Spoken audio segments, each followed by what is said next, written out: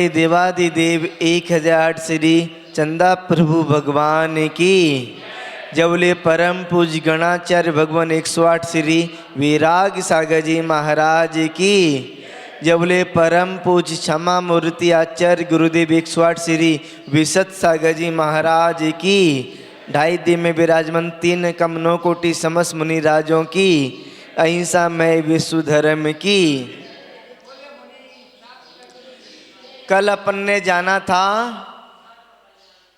कि केवल मुंह से बोलने से 10 किलोमीटर कोई नहीं पहुंचेगा, पहुंचने के लिए पैरों से चलना पड़ेगा। इसी प्रकार अपन कितना भी प्रवचन सुन लें, कितना भी स्वाध्याय कर लें, पर अपन को आत्मा के सुख की प्राप्ति नहीं होगी। आत्मा के सुख की प्राप्ति करने के लिए हमको इस मार्ग पर चलना पड़ेगा। हमको यानी कि चारित्र्य को प्राप्त होना पड़ेगा, आचरण में लेके आना पड़ेगा। मुंह से बोलने से कुछ नहीं होगा जब तक अपन आचरण में लेकर नहीं आए। कुछ लोग ऐसे होते हैं कि आचरण में भी लेके आ जाते हैं, खूब यानी कि स्वाध्याय करते हैं, खूब माला करते हैं, खूब अभिषेक करते हैं, खूब पूजा पाठ करते हैं और इतने शांत हो जाते हैं, इतने शांत हो जाते हैं कि ऐसा लगता है ये संत बन गए। पर उसके बाद में भी अंदर अंदर वो दुखी रहते हैं, अंदर ही अंदर दुखी रहते हैं, परेशान रहते हैं। ऐसा क्यों हो जाता है? एक बार एक गुरुजी के पास एक शिष्य गया। शिष्य जाने के बाद में उसने पूछा कि महाराज श्री मुझे ये बताओ कि संसार में इतने भव्य जीव हैं, कितनी भगवान की पूजा कर रहे हैं, कितना स्वाध्याय कर रहे हैं और कितनी यानी कि अपना नियम संयम का पालन कर रहे हैं और कितने कितने उन्होंने यानी कि पाठों को कंठस्थ कर लिया है, उसके बाद में भी उनकी जीवन में सुख शांति नहीं है। सब कुछ होने के बाद में भी जीवन में सुख शांति नहीं है, परेशान है, दुखी है और प्रतिदिन पता नहीं कितने कितने घंटों तक मंदिर में बैठे रहते हैं। ऐसा क्यों? आखिर ऐसा क्यों? कल बात करी थी अपन ने कि आचरण में लेके आना है, केवल सुनना नहीं है, केवल बोलना नहीं है, अब आचरण में भी लेके आ गए। डेली अभिषेक कर रहे हैं, पूजा कर रहे हैं, स्वाध्याय कर रहे हैं, माला फेर रहे हैं, सब कुछ कर रहे हैं और तो और इतने शांत हो गए हैं कि यदि कोई गाली भी बक दे तो उसको जवाब नहीं दे रहे। उसके बाद में भी अंदर से दुखी हैं, परेशान हैं। ऐसा क्यों? तो आचार्य महाराज ने बताया कि ऐसा इसलिए। एक उदाहरण दिया। आपने चील और कौवा देखा है? आसमान में कितने ऊंचे उड़ते हैं, कितनी ऊंचाई को प्राप्त कर लेते हैं। ऊंचा उड़ने के बाद में भी, ऊंचाई को प्राप्त करने के बाद में भी उनका ध्यान कहाँ पर रहता है? उनका ध्यान कहाँ पर रहता है? पृथ्वी पर पड़े हुए, जमीन पर पड़े हुए मांस के पिंड पर। कितना ऊंचा उड़ जाते हैं। ऊंचा उड़ने के बाद में जमीन पर मांस के पिंड को देखते हैं, मांस को देखते हैं। और अपन क्या करते हैं? नियम संयम को धारण कर लेते हैं, स्वाध्याय करते हैं, पूजा पाठ करते हैं, माला फेरते हैं, अभिषेक करते हैं, सब कुछ करते हैं, पर अपना ध्यान कहाँ पर रखते हैं? ध्यान कहाँ पर रखते हैं? भोगों की ओर। मुझे भोग मिल जाए, मुझे ऐसी वस्तु मिल जाए, मुझे खाने को मिल जाए, मुझे पीने को मिल जाए। और किसी ने गाली दे दी तो मुंह से तो कुछ नहीं बोला, अंदर ही अंदर कुड़ते रहते हैं। अंदर ही अंदर जो बाहर से दिखाई देता है ना, उसका तो एक बार मान लो कि ये अंदर से साफ होगा, पर जो बाहर से दिखाई नहीं देता तो अंदर से पता नहीं कितना कितना कुड़ता रहता है, कितना कितना अंदर ही अंदर यानी कि क्रोध करता रहता है, अंदर ही अंदर कसाई करता रहता है, अंदर ही अंदर ईर्ष्या करता रहता है। तो अपन को क्या करना है? अपना ध्यान भोगों की ओर नहीं, अपना ध्यान कुड़ने की ओर नहीं, अपना यानी कि जैसे बाहर से अपन ने आचरण अच्छा कर लिया है, उसी प्रकार अंदर से भी अपना आचरण अच्छा करना है, अंदर भी शुद्ध बनना है, पवित्र बनना है, अच्छा होना है। आपको पता है मुनिराज मिथ्या दृष्टि जीव भी मुनिराज बन सकता है, मिथ्या दृष्टि जीव भी मुनिराज बन सकता है। और उसकी साधना, उसकी तप, उसका त्याग, उसका यानी कि चारित्र इतना अच्छा हो सकता है, उसका ज्ञान भी इतना अच्छा हो सकता है कि बिल्कुल ऐसे लगेंगे कि अभी ये मोक्ष चले जाएंगे। इतनी अच्छी साधना। और तो और कोई उनको कितना भी मार दे, पीट दे, कुछ भी कर दे, पर उनके मुंह से आवाज ही नहीं निकलेगी। और इतनी अच्छी चर्या का पालन करेंगे, इतनी निर्दोष चर्या का पालन करते हैं, उसके बाद में भी बाहर से तो अपन को सब कुछ अच्छा दिखाई दे रहा है, पर अंदर से मिथ्या यानी कि मिथ्या दृष्टि होते हैं। पहले गुण स्थान वर्ती होते हैं मुनिराज। और ध्यान रखना, वो मुनिराज भी भव्यों के लिए अपने कहते हैं मोक्ष के जाने के लिए हेतु बन जाते हैं, भव्यों के लिए यानी कि कह सकते हैं कि एक मार्गदर्शक बन जाते हैं। ऐसा आचार्यों ने कहा है कि मिथ्या दृष्टि मुनिराज भी क्यों ना हो, मिथ्या दृष्टि मुनिराज भी क्यों ना हो, आप भव्य मुनिराज भी क्यों ना हो, आप भव्य मुनिराज को देखकर काफी भव्य लोग यानी कि भव्य लोग मोक्ष को प्राप्त हो जाते हैं। लाखों भव्य लोग, आप भव्य मुनिराज, वो कभी मोक्ष ही नहीं जा पाएगा। और उसको देखकर लोग, उसके प्रवचन को सुनकर लोग यानी कि वैराग्य को धारण कर लेंगे, और वैराग्य को धारण करने के बाद में मोक्ष को चले जाएंगे। पर आप भव्य नहीं जा पाएगा। तो आप भव्य क्यों हैं? बाहर से तो सब कुछ अच्छा है, पर अंदर ही अंदर कसाय है, अंदर ही अंदर अनंतानुबंधी कसाय है। तो अपन को क्या करना है? अपन को बाहर से भी अच्छा होना है और अंदर से भी अच्छा होना है। बाहर से तो सब कुछ कर रहे हैं, पर अंदर से क्या कर रहे हैं? भोगों को देख रहे हैं, कसाई को कर रहे हैं, पापों की ओर ध्यान है। अपन किसी को मार तो नहीं रहे, पर मन ही मन में किसी को मारने का प्लान बना रहे हैं, विचार कर रहे हैं। अपन चोरी तो नहीं कर रहे, पर मन ही मन में चोरी करने का विचार कर रहे हैं। अपन किसी प्रकार का झूठ तो नहीं बोल रहे, पर मन ही मन में झूठ बोलने के प्लान बना रहे हैं। तो आप अपने अंदर को जब सही नहीं करोगे, तब तक आपका बाहर कर सही होना भी यानी कि आपको लाभ नहीं देगा।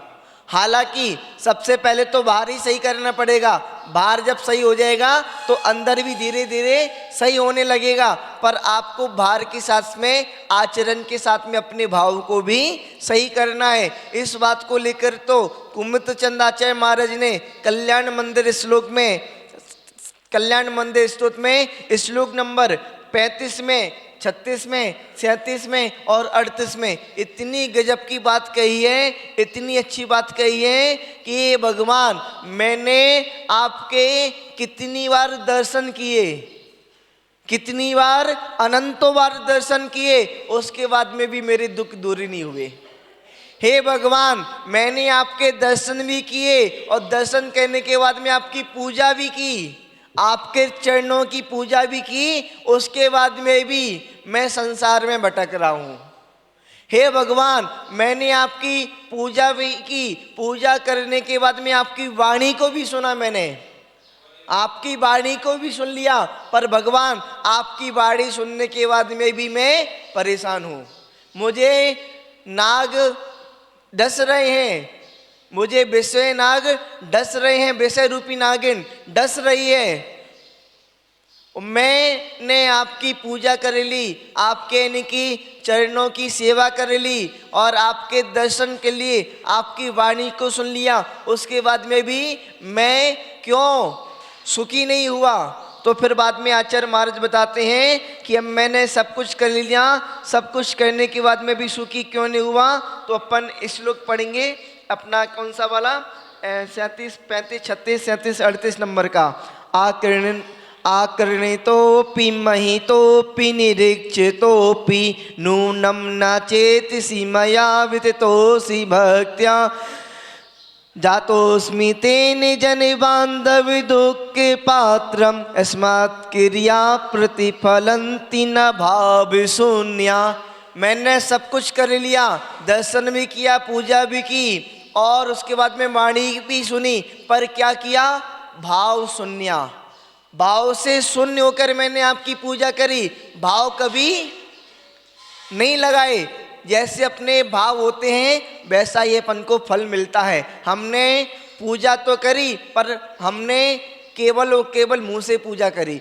भाव, अपन ने भाव कितने करे पूजा में? अपन ने स्वाध्याय तो किया पर अपन ने स्वाध्याय करने के बाद में अपने कितने भाव लगाए, कितने भावों से स्वाध्याय किया, अंदर से कितना स्वाध्याय किया, कितना उसको अंदर से समझने की कोशिश करी। अपन ने भगवान के दर्शन तो किए, केवल अपन ने अपनी आंखों से दर्शन किए और बैठ गए। अपन ने अपने भावों से कितने दर्शन किए? भावों से दर्शन करने का मतलब होता है कि भगवान को जब देखें, भगवान के दर्शन करें तो अपने रोम रोम सब खिल जाएं कि मैं अभी तक संसार में भटक रहा था, मुझे अभी तक आपके दर्शन नहीं हुए, भगवान मेरा कितना पुण्य का उदय आ गया कि आज मुझे आपके दर्शन मिल गए। और आपके दर्शन मिल गए तो अब मैं संसार में नहीं भटकूंगा, अब तो मैं संसार से पार हो जाऊंगा। और भगवान के गुणों को याद करो। जब भगवान के गुणों को याद करेंगे, भगवान के बारे में सोचेंगे, अपने रोम रोम एकदम यानी कि खुल जाएंगे, पुलकित हो जाएंगे, तब मान लेना कि हम भाव से दर्शन कर रहे हैं भगवान के। और नहीं तो केवल आए, अपन ने भगवान को देखा और ऐसे हाथ किया और सुबह दे मुट्ठी ले छुट्टी और निकल गए। ऐसे तो जिंदगी भर अनादिकाल से अपन ने कर लिया, अनादिकाल से अपन ने कर लिया, पर उसके बाद में भी अभी मोक्ष की प्राप्ति नहीं हुई। क्यों नहीं हुई? क्योंकि अपन ने अभी भावों से नहीं किया। भावों से करना है और आचरण के साथ साथ अपने अंदर के भावों को भी सही करना है, अपने मन को भी सही करना है। मुंह में राम बगल में छुरी वाला काम नहीं, मुंह में राम और अंदर में भी राम करना है। तब तो अपना यानी कि सब कुछ करना, स्वाध्याय करना, पूजा पाठ करना और माला जाप करना, सब कुछ अपना सार्थक है। और नहीं तो व्यर्थ में अपना टाइम पास कर रहे थे, कर रहे हैं, आगे भी होता रहेगा। अपन को अब टाइम पास नहीं करना, अपन को समय का सदुपयोग करना है। अपन ने जितना स्वाध्याय किया उतना अपन को अपनी भावों में लेके आना है, अंतरंग से समझने की कोशिश करना है। जितनी पूजा करी, बेशक आप कम पूजा करो, मैं नहीं कहता कि आपको डेली 50 पूजा करना है, आप प्रतिदिन 1 पूजा करो, पर भावों के साथ में करो। कुछ लोग तो ऐसे होते, माला पकड़ ली और माला के बाद में उनको खुद होश नहीं होता कि मैं क्या बोल रहा हूँ, केवल मोती घुमाते रहते हैं। मोती घुमाते रहने से कुछ नहीं होगा, आपको कम से कम भावों से माला करना पड़ेगा। अपन एक मोती घुमा रहे हैं, एक मोती यदि घुमा रहे हैं तो अपने मोती घुमाने के साथ में अपन को अंदर से होना चाहिए कि हमने क्या बोला, क्या पढ़ा, क्या समझा, क्या समझ रहे हैं और क्या अपन भाव कर रहे हैं। अपन ने बोला नमो अरियंताड़म, तो भाव अंदर से होते हैं कि अरियंतों को नमस्कार हो। केवल रूढ़िवादिता में अपनी रूढ़ी चली आ रही है ना माला फेरने की, तो माला पकड़ ली और बचपन से अपन को माला पकड़ा दी जाती है। अपन ने जैन कुल में जन्म लिया है तो जैन कुल में बचपन से ही सिखा दिया जाता है, अपने खून खून में रग रग में सिखा दिया जाता है कि एक चींटी को भी नहीं मारना। बस जो अपन को बचपन से सिखा दिया है बस उसी को फॉलो कर रहे हैं, समझने की कोशिश नहीं कर रहे अपन, बिल्कुल यानी कि जानने की कोशिश नहीं कर रहे, बस रूढ़िवादिता में जो अपन को सिखा दिया है उसी को करने की कोशिश कर रहे हैं। अपन ने माला फेरी, नमो अरिंताणम बोला, अब बोला तो पर इसका भाव किया आपने उसमें अपने भाव लगाए कि अरिंतों को। कितने लोग हैं जो कहते हैं नमोकार मंत्र की माला फेरते हैं केवल और अपने भाव कुछ नहीं करते। यहाँ पर 5 बार 5 पदों को नमस्कार किया है, पर आपने केवल मुंह से तो नमस्कार कर लिया, अपने भावों से कितनी बार नमस्कार किया? 5 पदों में 5 बार नमस्कार इसलिए किया है क्योंकि आपका कम से कम एक बार भाव नहीं लगेगा तो दूसरी बार भाव लग जाएगा नमस्कार करने का, दूसरी बार नहीं लगेगा तो तीसरी बार नमस्कार करने का भाव लग जाएगा, तीसरी बार नहीं तो चौथी बार भाव बन जाएगा, चौथी बार नहीं तो 5वीं बार भाव बन जाएगा, और 5वीं बार नहीं बना तो समझ लो कि आप अभी आपका पुण्य कर्म का उदय नहीं आया। अभी आपका पुण्य कर्म का उदय नहीं आया, आपने भी पुरुषार्थ नहीं किया, आपने भी मेहनत नहीं की।